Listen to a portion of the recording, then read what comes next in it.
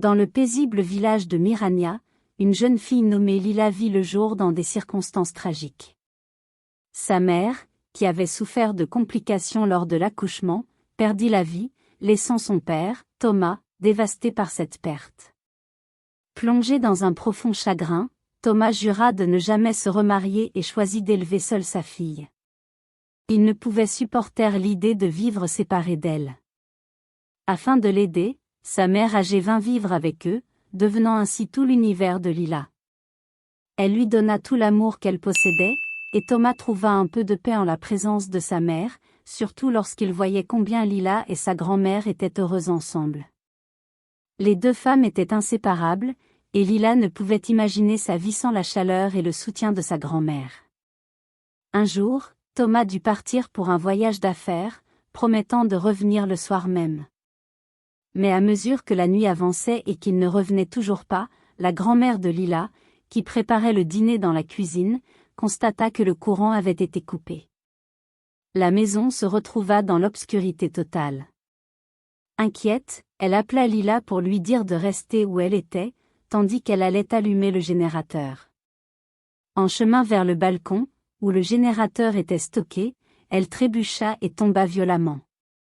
Lila, alors âgée de seulement 3 ans, entendit le bruit du choc et se précipita vers sa grand-mère. « Grand-mère » cria-t-elle, découvrant sa grand-mère allongée sans mouvement dans l'obscurité. « Grand-mère, parle-moi » supplia-t-elle, le cœur battant la chamade. Malgré la douleur, la grand-mère réussit à murmurer « C'est bon, ma chérie.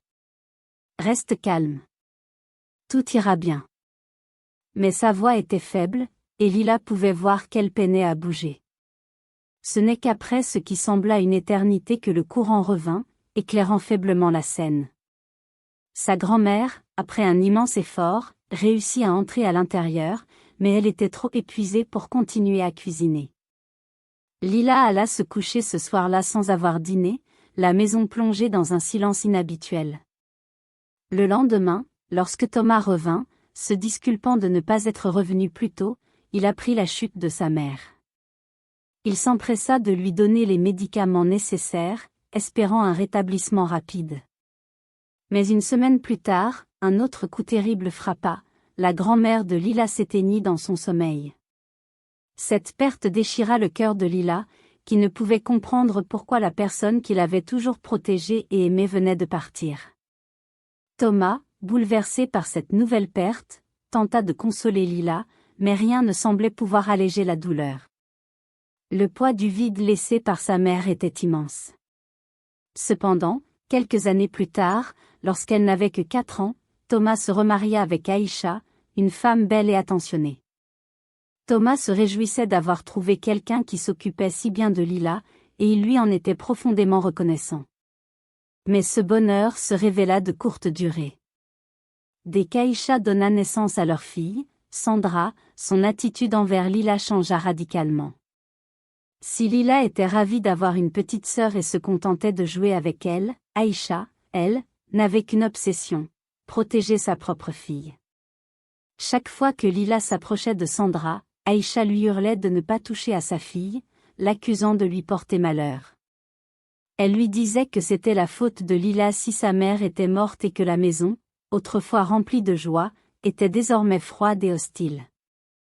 Thomas commença à remarquer ce changement. Sa fille semblait de plus en plus triste et déprimée. Il tenta d'intervenir, parlant à Aïcha, la suppliant de traiter ses filles de manière égale. Mais chaque fois qu'il abordait le sujet, Aïcha éclatait de colère, affirmant que sa fille était une malédiction et qu'il n'avait aucune idée de ce qu'il disait. Thomas, blessé et frustré, insista. « Lila est ma fille et tu le sais bien. Tu dois l'aimer aussi. » Mais Aïcha le regarda fixement, un regard menaçant dans les yeux. « Si tu veux la paix dans cette maison, ne parle plus jamais de Lila avec moi, lui répondit-elle froidement. Lila, assise dans un coin, pleurait en silence, n'osant même pas bouger. Un jour, Sandra s'approcha d'elle avec une petite canne et commença à la frapper. « Bébé qui pleure, que fais-tu » chantait-elle en se moquant, chaque mot accompagné d'un nouveau coup. Lorsque Thomas aperçut la scène, il se précipita et cria, « Sandra! Elle est ta grande sœur, ne lui fais pas ça. » Sandra, surprise par l'intervention de son père, se mit à pleurer, mais Aïcha, furieuse, intervint immédiatement. « Ne t'avise plus jamais de crier sur ma fille. Laisse-moi vivre ma vie, ou tu le regretteras. » Lila, quant à elle, était réduite à faire toutes les corvées de la maison, du lavage des vêtements au nettoyage des sols. Lorsque ces tâches étaient enfin terminées, Aïcha lui donnait des corvées impossibles, comme lui ordonner de remplir un panier d'eau, bien sachant qu'elle n'y arriverait pas. Sandra, assise près de sa mère, se moquait de Lila et riait de ses malheurs. Thomas, bien qu'il en ait conscience, se sentait impuissant face à la cruauté d'Aïcha. Il commença à revenir de plus en plus tard à la maison, essayant de fuir la tristesse qu'il voyait dans les yeux de Lila. Il était accablé par la douleur de voir sa famille se déchirer ainsi. Au fil des années, Lila et Sandra grandirent, devenant deux jeunes femmes splendides, mais leur vie prenait des chemins très différents. Lila avait fini par accepter son destin, elle était désormais la femme de ménage de la maison. Chaque matin, avant tout le monde, elle se levait tranquillement, cuisinait, nettoyait, lavait et frottait les sols. Ses journées étaient remplies de corvées, et ses mains montraient les marques de son dur travail. Pourtant, elle continuait sans jamais se plaindre, malgré le lourd fardeau qu'elle portait. Elle trouvait du réconfort dans les moments passés avec son père. Chaque fois que Thomas devait quitter la maison tôt et qu'Aïcha était toujours endormie, il se rendait souvent dans la chambre de Lila, la trouvant déjà occupée à ses tâches. D'une voix douce mais pleine de conviction, il lui disait, « Je vois tout ce que tu traverses et cela me fait profondément mal. Mais je veux que tu saches que tu n'es pas une erreur. La cruauté de ce monde sera un jour le tremplin vers ta vie meilleure. » Lila, émue, le serrait dans ses bras, murmurant « Au revoir, papa, je t'aime », accrochée à la chaleur de ses mots. Ces moments passés avec son père étaient les rares instants positifs de la vie de Lila, des instants d'espoir, une petite flamme qui continuait de brûler en elle, malgré les épreuves.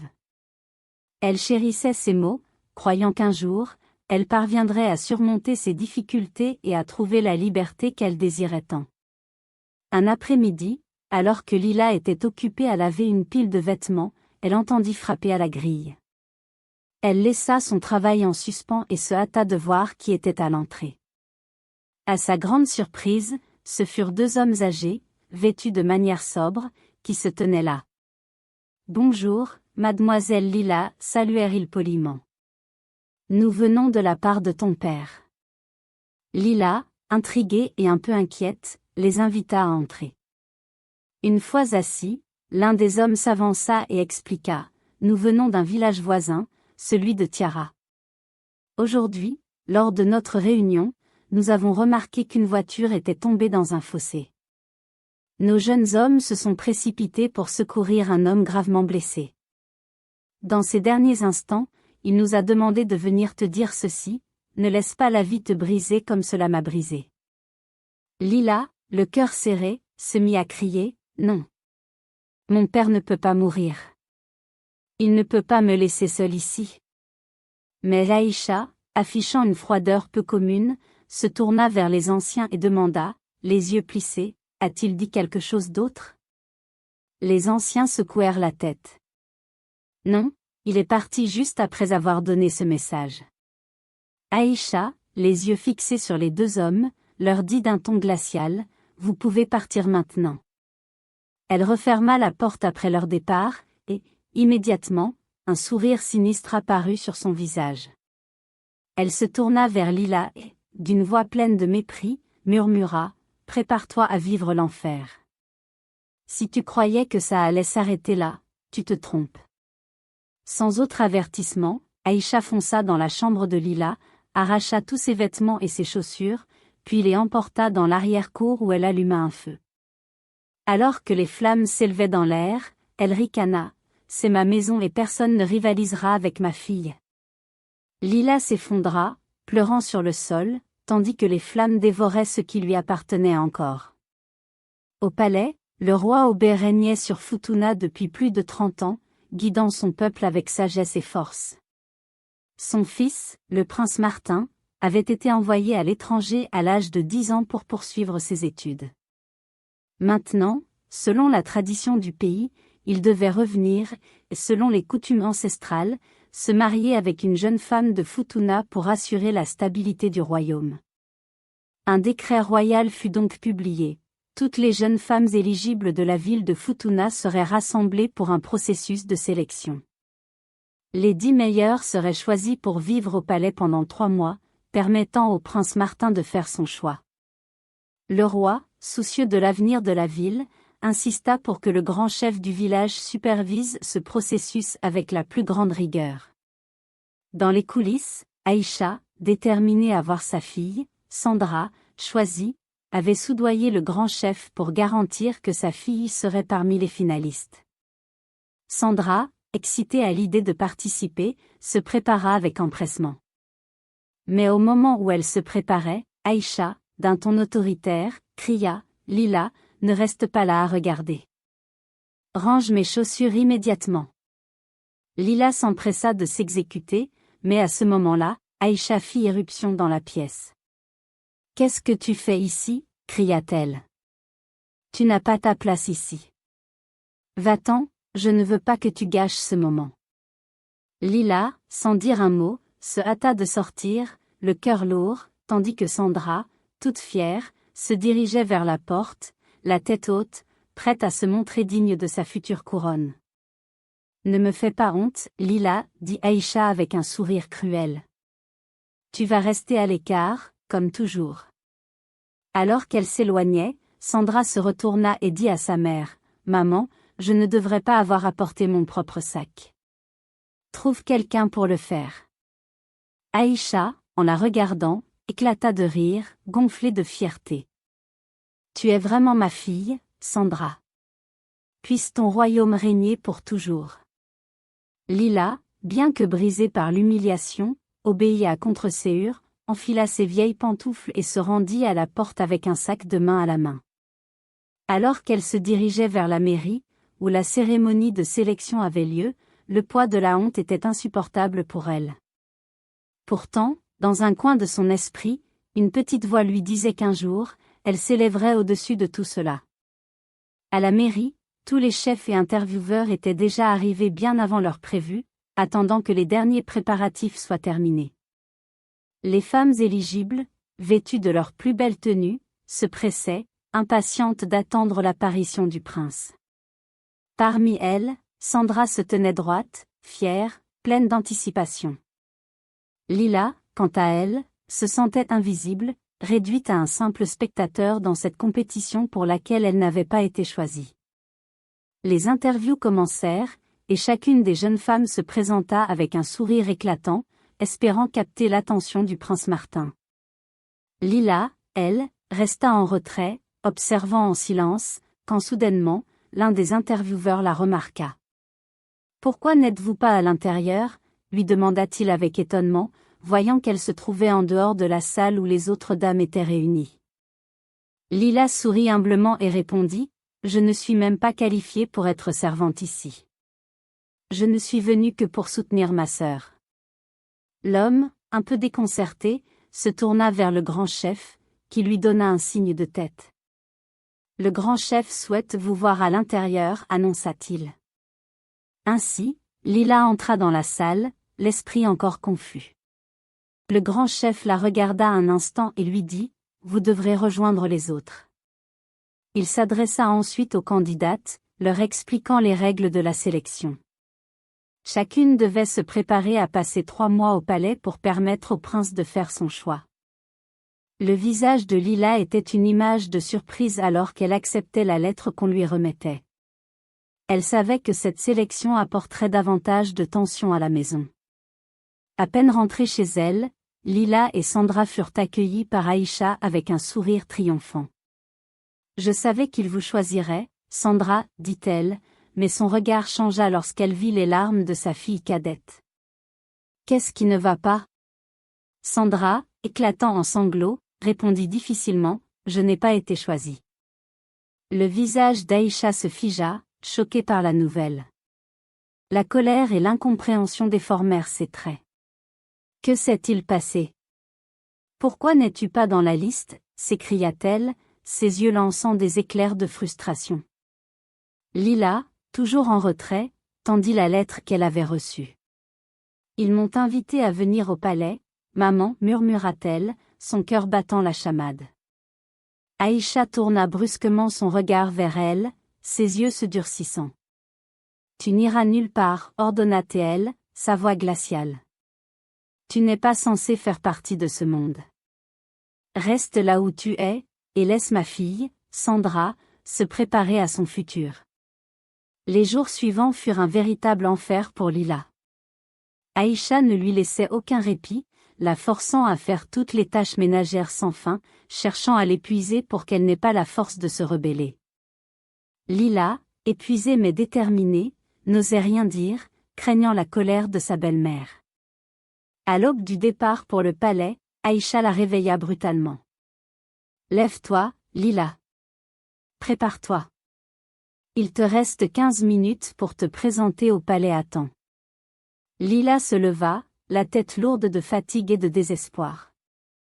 Elle se précipita dehors, à contre-séhur, toute sale et échevelée, espérant ne pas attirer trop d'attention sur son apparence. En arrivant au palais, le portier la regarda, incrédule. « Vous êtes l'une des candidates pour le prince ?» lui demanda-t-il, surpris par son état. Lila hocha la tête, un peu hésitante. « Oui, je suis bien l'une d'elles, répondit-elle, bien que son apparence ne trahissait pas cette réalité.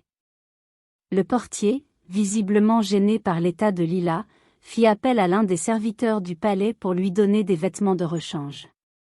Alors qu'elle se changeait, Lila se sentait étrangère dans ce lieu qui ne semblait pas fait pour elle. Mais une petite flamme d'espoir brûlait encore dans son cœur, peut-être que ce concours, bien qu'il semblait l'opprimer, serait l'occasion de trouver une place pour elle dans ce monde. Dans la salle de réunion, les autres jeunes femmes étaient toutes nerveuses, assises en attendant l'arrivée du prince Martin. Lila, elle, se tenait en retrait, observant les discussions qui s'élevaient autour d'elle. Finalement, le prince entra, majestueux, suivi de ses 2 gardes. Les femmes se levèrent d'un coup, espérant attirer son regard. « Je vais vous demander de vous présenter, une par une, » dit-il calmement.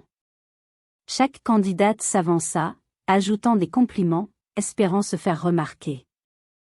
Mais Lila, dans une humilité discrète, se contenta de se présenter brièvement. Après toutes les présentations, le prince Martin fit signe à l'un des gardes de distribuer un livret à chacune des dames. Ce livret contenait le programme des activités qui se dérouleraient au palais, permettant au prince de mieux connaître les participantes. « Le grand jour approche, » annonça le prince. « Nous passerons beaucoup de temps ensemble à discuter, à participer à des jeux et à mieux nous connaître. J'ai hâte de voir ce que chacune de vous peut offrir. » Lila, bien que nerveuse, ne pouvait s'empêcher de ressentir une lueur d'espoir. Et si cela pouvait être une chance de changer sa vie? Le prince Martin sourit chaleureusement à l'assemblée, mais son regard s'attarda un moment sur Lila, qui était restée discrète, presque invisible parmi les autres jeunes femmes. Il ajouta, d'une voix plus douce, « Je suis curieux de voir ce que chacune d'entre vous apportera au palais. Vous avez 1 semaine pour prouver votre valeur. » Il se tourna ensuite vers les serviteurs et ajouta, « Assurez-vous que tout le monde soit bien installé et que les préparatifs pour demain soient faits. » Le prince quitta la salle sous une pluie d'applaudissements, laissant derrière lui un mélange de nervosité et d'anticipation parmi les jeunes femmes. Lila, quant à elle, se sentit plus perdue que jamais. Elle n'était pas venue pour se mesurer aux autres, mais pour supporter sa sœur. Cependant, elle n'avait d'autre choix que d'essayer de trouver sa place dans ce monde de luxe et de compétition. Le lendemain matin, alors que la lumière du jour filtrait à peine à travers les fenêtres du palais, Lila se leva avant tout le monde, comme à son habitude. Elle s'éclipsa discrètement pour rejoindre les servantes dans la cuisine. Là, elle se mêla à elles, offrant son aide pour préparer le petit déjeuner. Les servantes, au début réticentes, commencèrent à apprécier sa présence. Lila avait un don pour la cuisine, et ses plats devinrent rapidement populaires auprès du personnel. Mais Sandra, observant de loin, lança un regard acide en direction de sa sœur. « Tu te crois vraiment à ta place ici? Ne sois pas folle. Ce palais ne t'accueillera jamais. » Ces mots, pleins de mépris, frappèrent Lila de plein fouet, mais elle garda le silence, décidée à ne pas se laisser abattre. Au fil des jours, le prince Martin continua ses rencontres avec les jeunes femmes. Lila, bien qu'elle ne se soit pas vraiment engagée dans la compétition, se distingua pourtant par son travail acharné et sa gentillesse. Elle se lia d'amitié avec plusieurs des servantes et gagna le respect de beaucoup d'entre elles. Desmond, l'un des gardes du prince, la remarqua bientôt. Il l'avait observée travailler, sa détermination et sa nature humble l'impressionnant profondément. Un jour, alors qu'ils échangeaient des mots dans les couloirs du palais, Desmond s'approcha d'elle et dit « Lila, tu as un vrai potentiel. Ne te laisse pas écraser par la compétition. Ce n'est pas de cela qu'il s'agit. Ce qui compte, c'est ce que tu fais et la personne que tu es. » Lila, un peu surprise par ces paroles, le regarda dans les yeux et sourit timidement. « Merci, Desmond. Mais tout ce que je veux, c'est être respecté pour qui je suis. » Desmond acquiesça, puis baissa la voix, comme s'il avait quelque chose de plus à dire. « Tu sais, le prince Martin est un homme plus observateur qu'on ne croit. Ne sous-estime pas ton influence ici. » Mais avant qu'il ne puisse ajouter quoi que ce soit, un bruit se fit entendre au loin, et il se précipita pour rejoindre ses collègues. Lila resta là, réfléchissant à ces paroles. Que voulait-il dire par là? Pourquoi la mentionner dans ses conversations? Elle secoua la tête, se concentrant sur ses tâches. Les jours passèrent, et la tension grandit. Sandra, quant à elle, continuait de se préparer avec plus d'arrogance. Elle était déterminée à séduire le prince, convaincue que c'était son destin. Mais Lila, bien qu'elle ne cherchait pas à rivaliser, se rendit compte peu à peu que la compétition n'était pas seulement une affaire de beauté ou de statut. C'était une question de caractère, de force intérieure. Et Lila possédait cette force, bien plus qu'elle ne l'avait cru. Un jour, alors qu'elle était seule dans la cour du palais, absorbée dans ses pensées, elle aperçut le prince Martin au loin, observant les paysages avec une tranquillité qui le rendait presque inaccessible. Curieuse, Lila s'approcha lentement, mais quand il la remarqua, il lui adressa un sourire chaleureux. « Lila, je vois que tu passes beaucoup de temps ici. C'est un endroit que l'on apprivoise bien. » Surprise de l'entendre l'appeler par son nom, Lila rougit légèrement. « Je travaille, prince. Je fais ce que je peux. » « Tu fais bien plus que ça, » répondit-il avec un clin d'œil. « Ton travail ici ne passe pas inaperçu. Il y a quelque chose de rare chez toi. Ne laisse personne te dire le contraire. » Lila, confuse et émue, baissa les yeux, ne sachant pas comment répondre à ces paroles inattendues. Le prince Martin s'éloigna ensuite, mais avant de partir, il ajouta « Je te conseille de rester fidèle à toi-même. » La vérité finit toujours par se faire entendre. Ces mots résonnèrent profondément en Lila. Peut-être qu'elle n'avait pas besoin de se battre pour un titre ou une place au palais. Peut-être qu'en restant fidèle à elle-même, elle finirait par trouver sa véritable voie. Les jours suivants, Lila se concentra sur ses tâches sans chercher à se distinguer. Elle continua de travailler discrètement, s'occupant de la cuisine, nettoyant les couloirs et partageant des moments de complicité avec les autres servantes. Elle s'efforçait de ne pas se laisser envahir par la compétition qui se déroulait autour d'elle. Mais au fond d'elle, un sentiment d'incertitude grandissait. Elle ne savait pas si elle avait sa place ici, si sa vie pouvait réellement changer. Cependant, elle s'accrochait à l'idée que ses efforts finiront par payer. Une semaine avant la fin de la période de sélection, la tension monta d'un cran. Les jeunes femmes étaient de plus en plus nerveuses. Lila remarqua que Sandra devenait de plus en plus arrogante, se vantant de ses chances de devenir la future reine. Elle se tenait toujours plus près du prince, cherchant à capter son attention par tous les moyens. Mais Lila savait que la gentillesse, la simplicité et la sincérité étaient des valeurs que Sandra ne possédait pas. Et pourtant, elle se demandait si ces qualités suffiraient à la faire triompher dans une compétition si dure. Un soir, après un repas organisé pour les participantes et le prince, Lila se retrouva seule sur la terrasse du palais, contemplant la vue sur les jardins. C'était un moment de calme, un rare instant de répit dans l'agitation qui régnait autour d'elle. Alors qu'elle respirait profondément, un bruit léger se fit entendre. Elle tourna la tête et aperçut Desmond, qui s'approchait avec un sourire. « Tu sembles pensive, Lila, dit-il, ses yeux se posant sur elle avec une curiosité bienveillante. Les derniers jours doivent être difficiles. » Lila haussa les épaules, essayant de ne pas paraître trop accablée. « Je réfléchis à tout cela. Je me demande si j'ai ma place ici. Je ne suis pas comme les autres, et parfois, je me demande si ça compte vraiment. » Desmond s'assit à côté d'elle, regardant la ville en contrebas. « Ne doute pas de toi-même. Ce qui compte ici n'est pas l'apparence, mais ce que tu as à offrir. Tu as quelque chose que beaucoup d'autres n'ont pas, une véritable âme. » Lila tourna son regard vers lui, surprise par sa sincérité. « Merci, Desmond. Mais, cela suffit-il pour gagner l'affection du prince ?» Il la regarda droit dans les yeux, comme s'il voulait s'assurer qu'elle comprenne ce qu'il allait dire. Le prince Martin n'est pas comme les autres. Il n'est pas attiré par les apparences ou les manœuvres. Il observe les gens pour ce qu'ils sont vraiment, et il n'aime pas ceux qui se montrent faux. Si tu restes fidèle à toi-même, cela finira par le toucher. Crois-moi. Ces mots, simples mais puissants, réchauffèrent le cœur de Lila. Elle comprit que, même si elle ne semblait pas avoir sa place parmi les autres, elle n'avait pas à changer pour réussir. La personne qu'elle était suffisait. Elle devait juste croire en elle.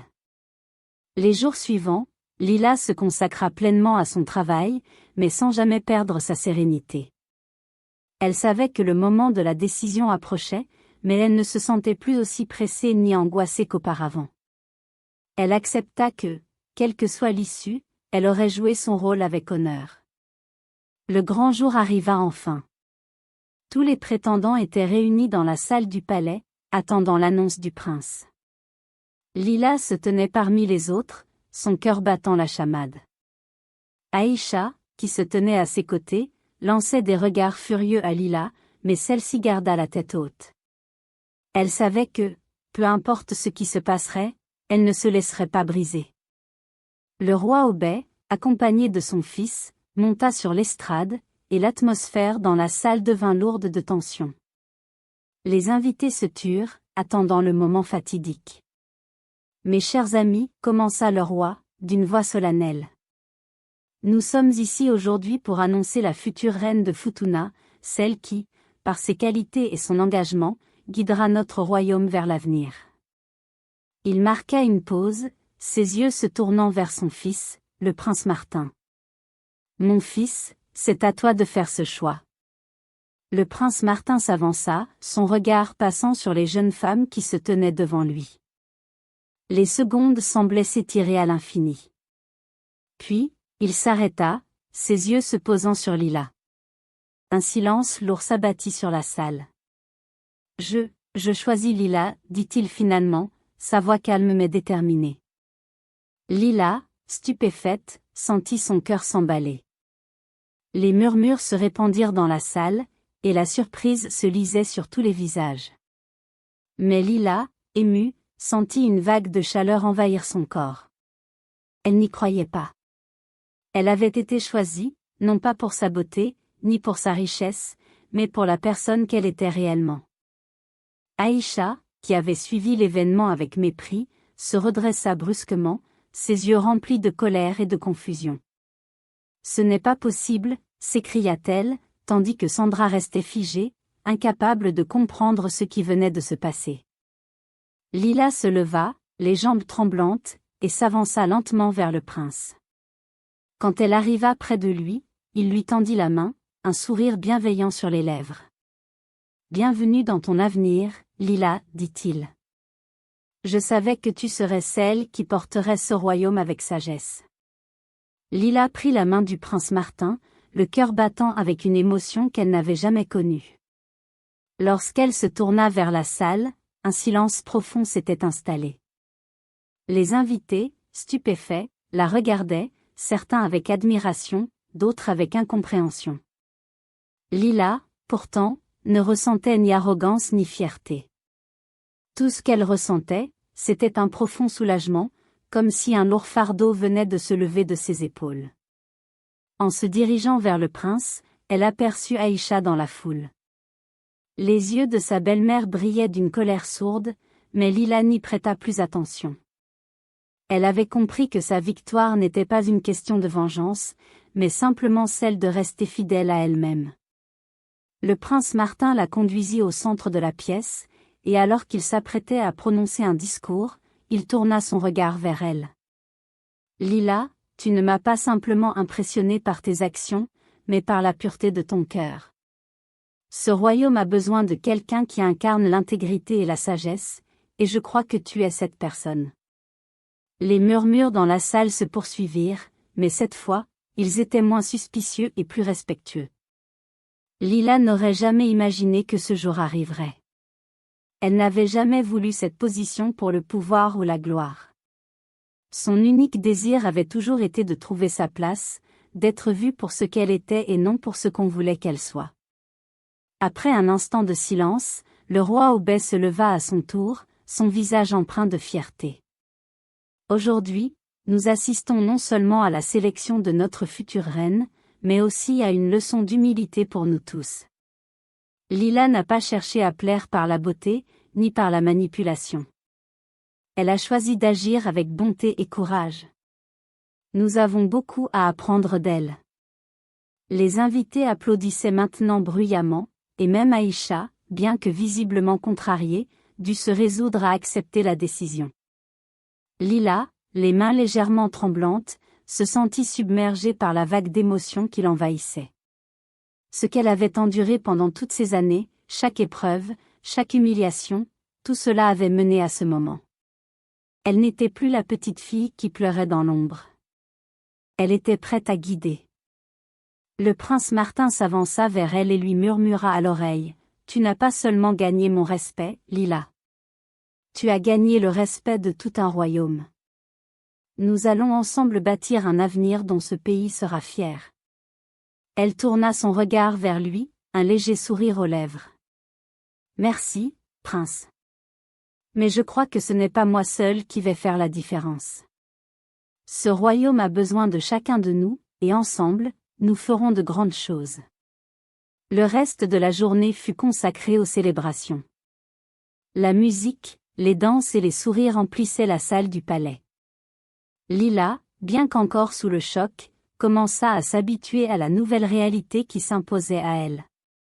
Cependant, dans ses pensées, elle n'oubliait pas d'où elle venait, et elle savait que cette victoire ne signifiait pas la fin des luttes, mais le début d'une nouvelle étape.